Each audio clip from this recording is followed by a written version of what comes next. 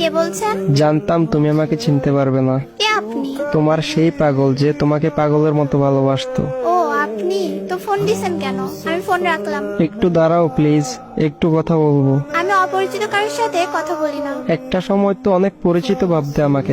কালকে তোমার বিয়ে, তাই না? শুনেছেন যখন, তাহলে আবার বলছেন কেন? তোমার মুখ থেকে শুনতে চাই। ঠিকই শুনছেন, কালকে আমার বিয়ে। কি বলবেন বলেন। তোমার সাথে যেদিন শেষ কথা হয় সেদিন একটা কথা বলেছিলাম, মনে আছে? কি কথা? এটাও মনে নেই? বলেছিলাম যেদিন তোমার বিয়ে হবে সেদিন এই দুনিয়া থেকে হারিয়ে যাব। শুধু শুধু পাগলামি করবেন না। সত্যি আমার কপালটা একবারেই খারাপ। ভেবেছিলাম আমার মুখে কথা শুনে বলবে তুমি কি ভেবেছো, তুমি মরে গেলে আমি বেঁচে থাকবো, কিন্তু ভুল ভেবেছিলাম। তুমি তো আমাকে ভালোই বাসনি কোনোদিন।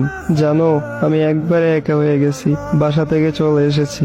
আমি থাকলে নাকি সবার সমস্যা হয়। এমন ভাবে কথা বলছেন কেন? বিষ খেয়েছি তো, তাই এমন একটু কষ্ট হচ্ছে। সমস্যা নাই, একটু পরে নিশ্চুপ হয়ে যাব। কি কেন এমন করছো? জানো, আমার অনেক কষ্ট হচ্ছে। তুমি এখন কোথায় আছো? বলতে পারবো না, আর জেনেও কোনো লাভ নেই।